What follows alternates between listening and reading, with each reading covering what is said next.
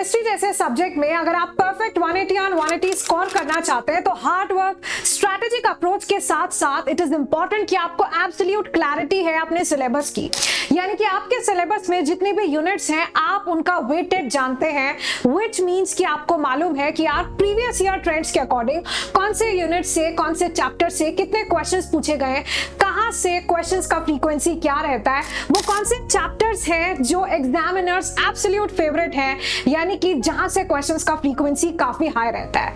यानी कि यहां से आप समझ पाते हैं कि यार आपके पूरे सिलेबस में हाई वेटेज और लो वेटेज यूनिट्स कौन से हैं। हमेशा ध्यान रखिए कि हाई वेटेज और लो वेटेज यूनिट का ये मतलब बिल्कुल नहीं है कि हाई वेटेज यूनिट इंपॉर्टेंट होते हैं और लो वेटेज यूनिट्स इंपॉर्टेंट नहीं है, उनको हम स्किप कर जा सकते हैं, एब्सोल्युटली नॉट।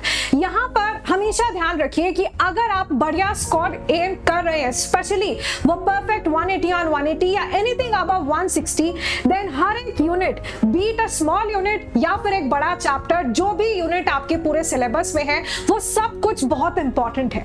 बट यहां से आपको पता चल जाता है कि यार जो हाई वेटेज यूनिट है उन पर आप ज्यादा टाइम अपना इन्वेस्ट कर सकते हैं। वो वैसे यूनिट्स हैं जहां से ज्यादा नंबर ऑफ क्वेश्चंस पूछे जा रहे हैं, दैट मींस उनकी इन डेप्थ नॉलेज होना जरूरी है। दैट मींस कि जो हाई वेटेज यूनिट है वहां से आपने एक्सटेंसिव क्वेश्चन प्रैक्टिस करना है एंड आपकी इसी प्रॉब्लम को सॉल्व करने के लिए सच दैट एक ही वीडियो के हेल्प से आपको पूरे सिलेबस की क्लियर अंडरस्टैंडिंग मिल जाए। For chemistry we have this video for you, जहां पर I will be sharing the complete chapter wise weightage for your entire syllabus of chemistry for the NEET exam.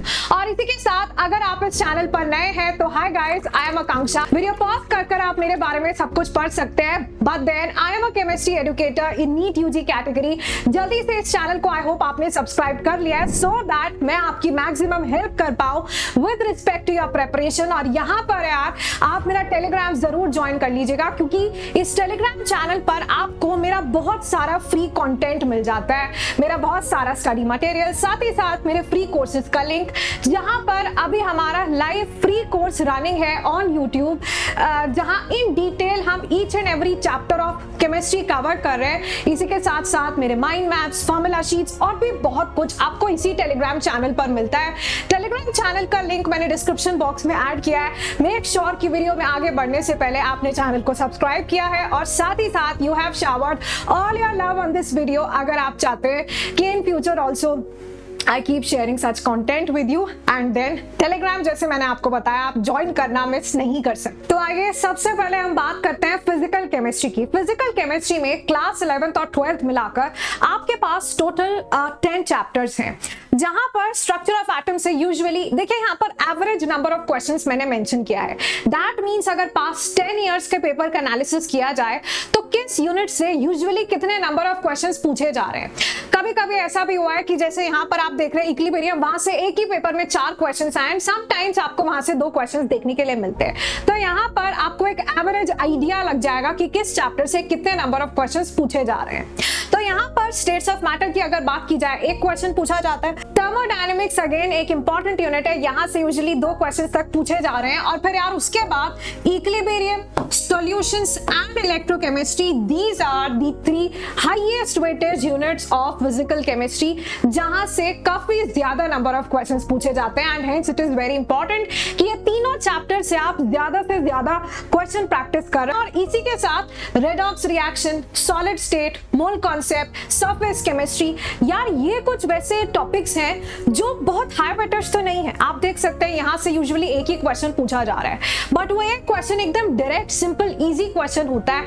तो however these are low weightage unit but equally important है। In fact मैं इन्हें हमेशा इस तरह के यूनिट्स को रैंक बूस्टर्स बोलती हूँ, क्योंकि ये वैसे यूनिट्स हैं जो इजीली आपको मार्क्स दिला देते हैं। यूजुअली प्रीवियस ईयर क्वेश्चन से ही मिलता जुलता क्वेश्चन यहाँ पर पूछ लिया जाता है। फिर इसके बाद हमारे पास आता है इनऑर्गेनिक केमिस्ट्री, जहां पर आप देख सकते हो कि पूरे ब्लॉक केमिस्ट्री का हाईएस्ट वेटेज है। अगर आप यहाँ पर पी ब्लॉक एलिमेंट्स की बात करें, आप देख पा रहे हैं कि यार 3 to 4 क्वेश्चंस तो अकेले पी ब्लॉक से ही पूछ लिया जाता है। फिर इसके बाद सेकंड हाईएस्ट वेटेज यूनिट आ जाता है chemical bonding, and chemical bonding otherwise भी बहुत इंपॉर्टेंट है बेस अच्छा बिल्ड करने के लिए इनऑर्गेनिक केमिस्ट्री में, because this is one of the foundation unit. यानी कि अगर आपको केमिकल बॉन्डिंग आता है तभी आप बाकी का ब्लॉक केमिस्ट्री, बाकी का inorganic and in fact organic chemistry भी तभी अच्छे से समझ पाएंगे, प्रोवाइडेड आपने सही कॉन्सेप्ट्स बिल्ड किए हैं केमिकल बॉन्डिंग में। फिर इसके बाद पीरियोडिक प्रॉपर्टीज, मेटलर्जी, यहाँ पर भी देखिए hydrogen, S block, metallurgy, periodic properties, environmental chemistry, ये रैंक बूस्टर यूनिट्स हैं। लो वेटेज होने के बाद भी ये आपका आसानी से आपको मार्क्स दे देते हैं, यानी कि देखिए एक क्वेश्चन का मतलब होता है 4 मार्क्स। 4 मार्क्स यहाँ पर आपको इजीली मिल रहे हैं और आप जानते हैं द वैल्यू ऑफ 4 मार्क्स जहां पर कंपटीशन इतना मैसिव रहता है। फिर इसके बाद आपके पास डी एंड एफ ब्लॉक और कोऑर्डिनेशन केमिस्ट्री, यार ये बहुत इंपॉर्टेंट है। इनफैक्ट कभी कभी कोऑर्डिनेशन केमिस्ट्री से 3 क्वेश्चंस तक भी पूछ लिए जाते हैं। तो यहाँ पर coordination chemistry, D and F block super important है एंड इनफैक्ट जो हमारा न्यू एनसीईआरटी या फिर जो आपका सिलेबस का रिवीजन हुआ है फॉर एनसीईआरटी उसके अकॉर्डिंग भी डी एंड एफ ब्लॉक और कोऑर्डिनेशन कंपाउंड्स को अभी हटाया नहीं गया है। However P block has been totally deleted. तो अगर उसको अडॉप्ट भी किया जाता है तभी भी आप देखिए कि डी एंड एफ ब्लॉक और कोऑर्डिनेशन केमिस्ट्री का सिग्निफिकेंस और ज्यादा बढ़ जाएगा। फिर इसके बाद आपके पास आता है ऑर्गेनिक केमिस्ट्री, जहां पर सुपर इंपॉर्टेंट यूनिट है एक ही, which is GOC, GOC1 and GOC2, जहां पर GOC के साथ साथ आपको रिएक्शन मैकेनिज्म कवर करना होता है इन GOC2। हाउएवर अगर आप एनसीईआरटी में देखते हैं तो वहां पर एक यूनिट आपके लिए है some basic principles of organic chemistry.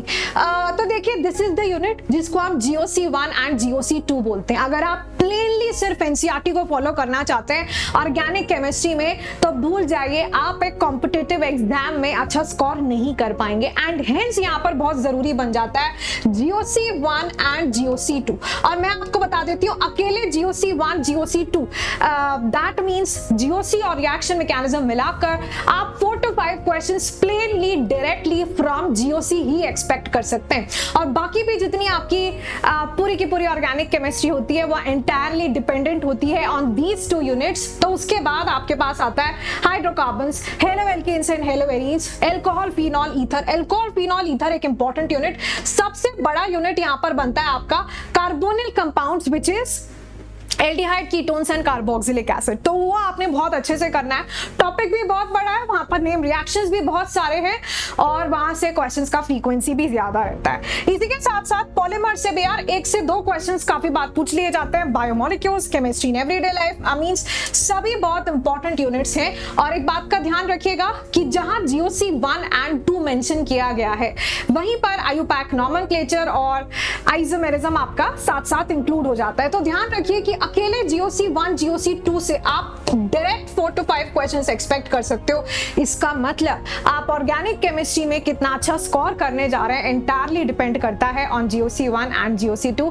बार बार मैं आपको ये बात क्यों बता रही हूँ, सो दैट अगर अभी आपकी प्रिपरेशन चल रही है तो आप समझने की कोशिश कीजिए कि जो आपकी प्रिपरेशन स्ट्रैटेजी है, अभी का जो आपका करंट अप्रोच है, क्या वहां पर आप इन यूनिट्स को इनफ टाइम दे रहे हैं, क्या आपने वहां पर उतनी ज्यादा क्वेश्चन प्रैक्टिस की है, क्या आप वाकई इन डेप्थ कॉन्सेप्ट्स बिल्ड कर रहे हैं। And that is the absolute objective of this video कि आपकी मेहनत, आपके एफर्ट्स बिल्कुल ऑन द राइट फैक्टर्स होने चाहिए। आपको अपने सिलेबस की क्लियर अंडरस्टैंडिंग होनी चाहिए सो दैट आप समझते हैं कहाँ कितना टाइम इन्वेस्ट करना है, कहाँ कितने क्वेश्चंस प्रैक्टिस करने हैं।